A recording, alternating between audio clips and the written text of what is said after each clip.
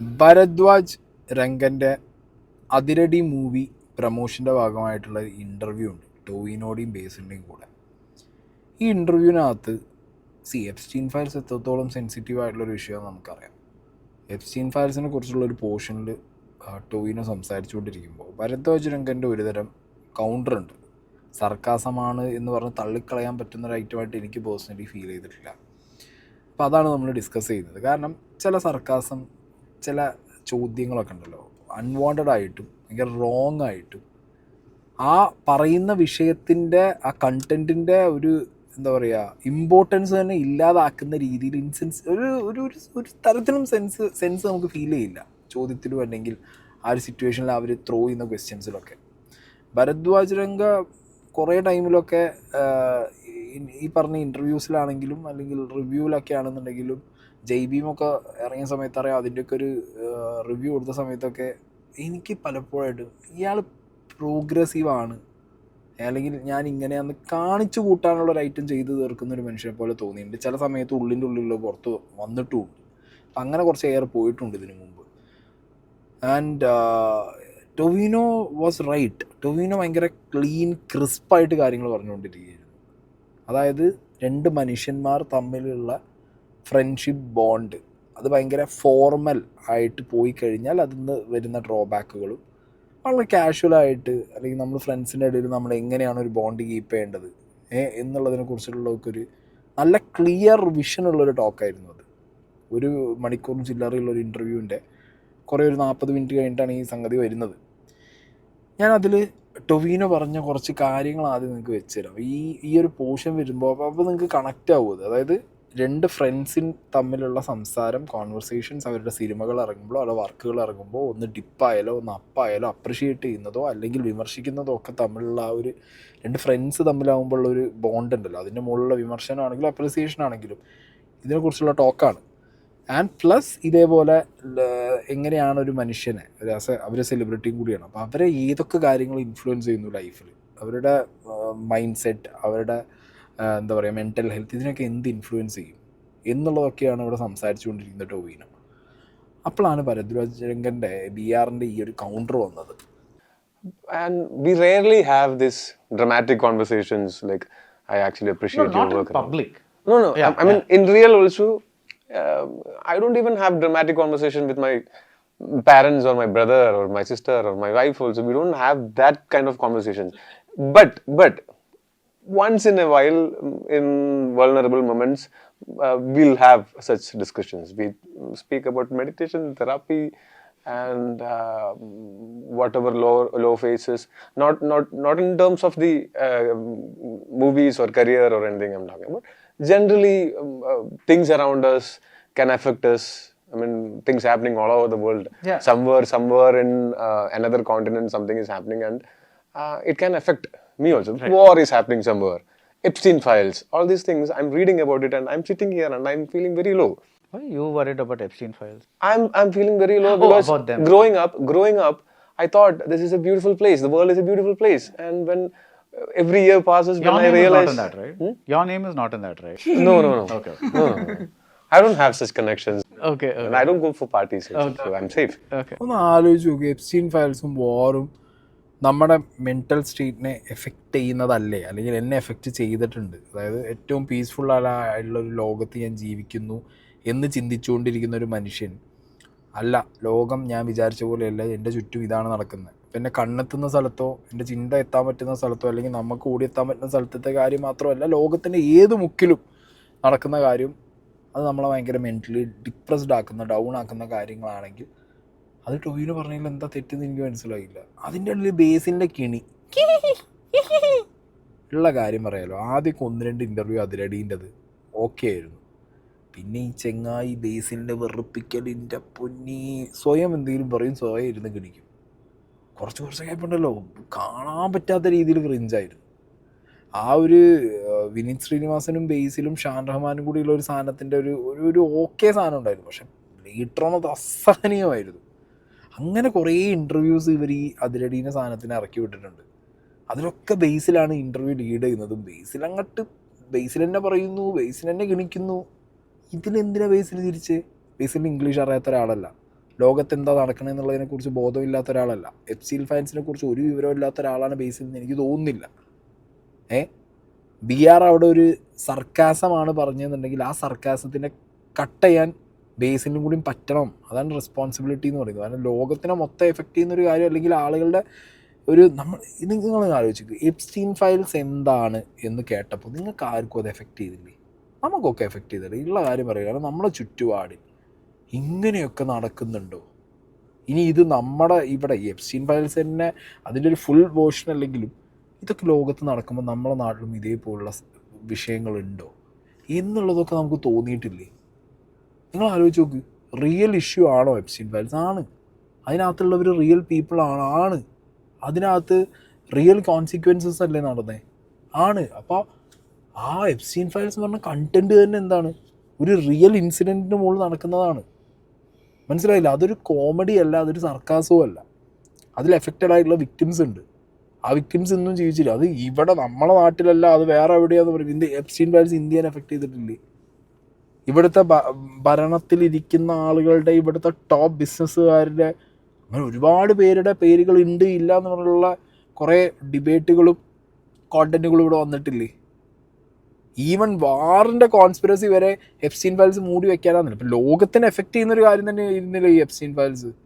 അത് ഇവിടെ കേരളത്തിലുള്ള ഒരു ടൊവിനോനെ അയാളുടെ മെൻ്റൽ ഹാപ്പിനെസ്സിനെ എഫക്റ്റ് ചെയ്യുന്നു എന്ന് പറഞ്ഞ് അയാൾ തുറന്നു പറയുമ്പോൾ അതിലെന്ത് ഇത്രത്തോളം വന്നിരുന്നിട്ട്, അതും ഭരദ്വാജ് രംഗരെ പോലുള്ള ഒരാളുടെ ഇൻ്റർവ്യൂ ഒന്നും ഒരിക്കലും ഈ കൈൻഡ് ഓഫ്, കാരണം ഒരു അത്രയും കോമഡി പറയുന്ന ഒരു പീസിലാണ് ഈ ഒരു ഇൻ്റർവ്യൂവിൽ ഈ ഒരു ചോദ്യം അല്ലെങ്കിൽ ഇങ്ങനത്തെ ഒരു സർക്കാസം കൗണ്ടറായിട്ട് വന്നതെന്നുണ്ടെങ്കിൽ പിന്നെയും ഓക്കെയാണ്.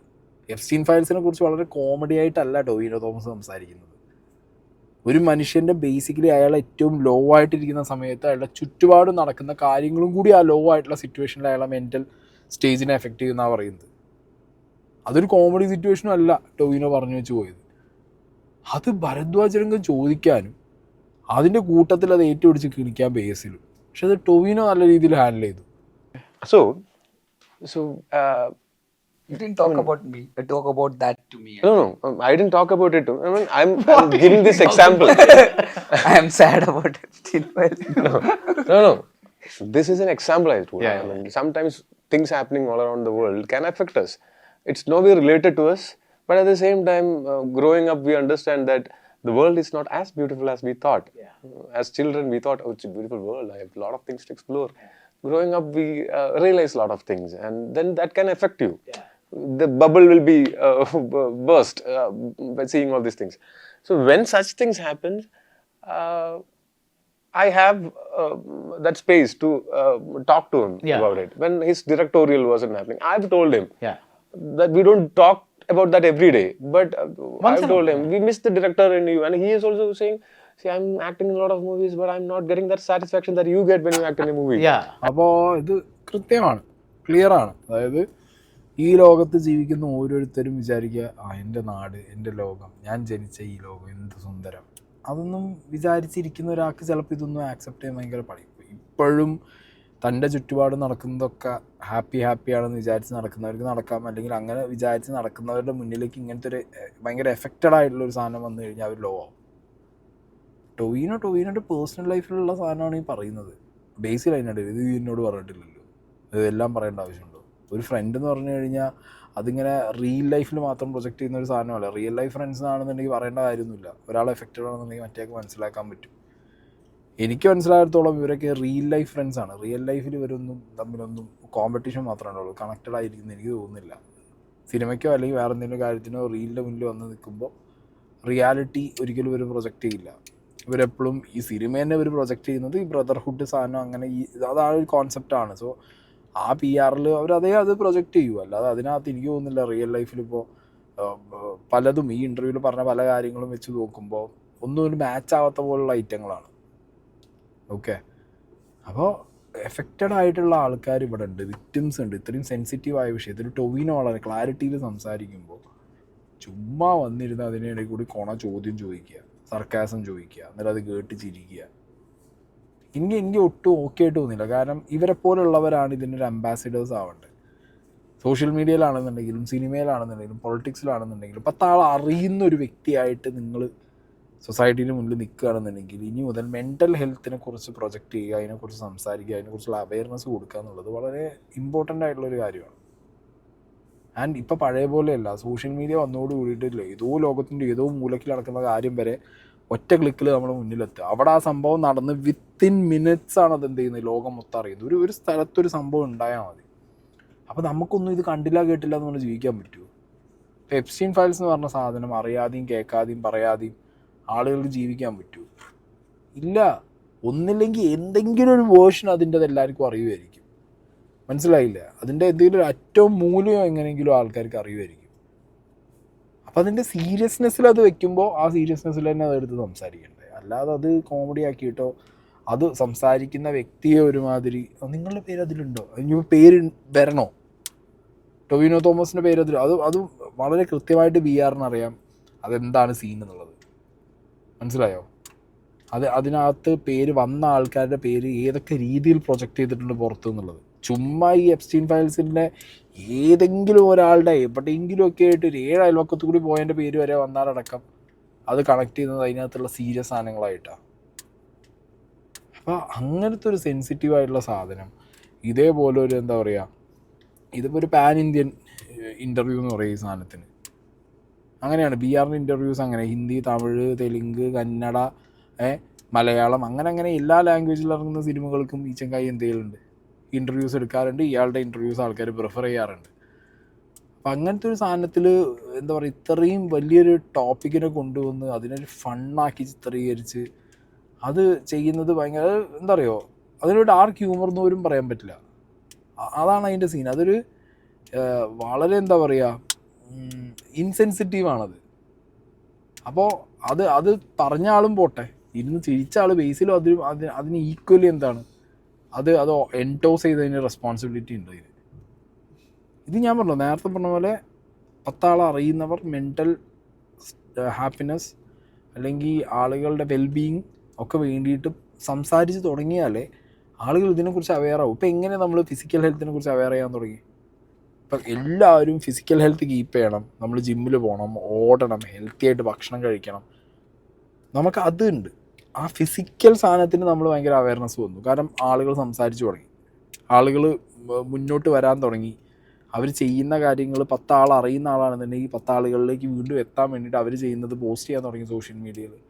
അതുപോലെ തന്നെയാണ് മെൻ്റൽ ഹെൽത്ത് എന്നുള്ളത്.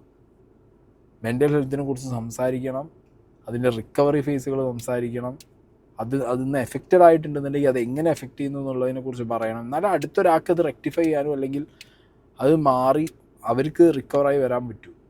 ഇത്രയും സീരിയസ് ആയിട്ടുള്ള ടോപ്പിക്കുകൾ കൊണ്ടുവന്ന് ഇതുപോലൊരു സീരിയസ് ടോക്കിനിടയിൽ ഈവൻ ദോ അതൊരു എന്താ പറയുക സിനിമ പ്രൊമോഷൻ്റെ ഇൻ്റർവ്യൂ ആണെങ്കിലും ഇടയിൽ സംസാരിക്കുന്ന സമയത്ത് ആ കോൺവെർസേഷൻ്റെ ഒരു സീരിയസ്നെസ് എന്താണെന്നുള്ളത് മനസ്സിലാക്കാതെ കോമഡി സ്റ്റേറ്റ്മെൻറ്റ് അടിച്ചിട്ട് പിന്നെ അത് സർക്കാസം എന്നുള്ളതൊക്കെ അൺആക്സെപ്റ്റബിൾ ആണ്. എഗെയിൻ ടൊവിനോ പ്രൂവ്സ് ലൈക്ക് എന്താ പറയുക, ടൊവിനോ ഇത് നല്ലൊരു മനുഷ്യൻ എന്നുള്ളത് എഗെയിൻ പ്രൂവ് ചെയ്യണം. അല്ലെങ്കിൽ അയാളുടെ ആ ഒരു ഫേസ് എനിക്ക് ഭയങ്കര ഇഷ്ടമാണ്. അതായത് രാഷ്ട്രീയം പറഞ്ഞാലും മതം പറഞ്ഞാലും ഇപ്പോൾ ഹ്യൂമാനിറ്റി സംസാരിക്കുമ്പോഴൊക്കെ ആണെങ്കിലും ക്ലാരിറ്റി ഉള്ളൊരു മനുഷ്യനാണ്. അത് ഈ ഇൻ്റർവ്യൂസ് കുറേ കാലമായിട്ട് അല്ലെങ്കിൽ അയാൾ പറയുന്ന സ്റ്റേറ്റ്മെൻറ്റുകളിലൊക്കെ അത് വളരെ ക്ലിയറുമാണ്. ഭരദ്വാജ് രംഗനെ പോലെയുള്ള ഒരുമാതിരി ഫേക്ക് ഫേസുകളുണ്ട് ഇതേപോലെ മുഖം മൂടി ഇട്ട് നടക്കുന്ന കുറേ എണ്ണങ്ങൾ. അതായത് സൊസൈറ്റിയുടെ മുന്നിൽ ഞാനാണ് മെയിൻ, ഞാൻ പ്രോഗ്രസീവാണ്, ഞാൻ മെയിനാണ് എന്ന് പറഞ്ഞ് നടക്കുന്ന ആശാന്മാർ. കാര്യമില്ല, അത് കുറച്ച് കഴിഞ്ഞാണ്ടല്ലോ ഇങ്ങനെ പുറത്ത് ചാടും. ഇതിന് മുമ്പ് ഏതോ റിവ്യൂവിനകത്ത് എനിക്കറിയാം ഒരു ആക്ട്രസിനെ കുറിച്ച് എങ്ങാനും എന്തോ പറഞ്ഞ് വള്ളി പിടിച്ചിട്ടുണ്ട് ഇയാൾ. അന്നത് ഭയങ്കര ചർച്ചയായിരുന്നു ഐറ്റം.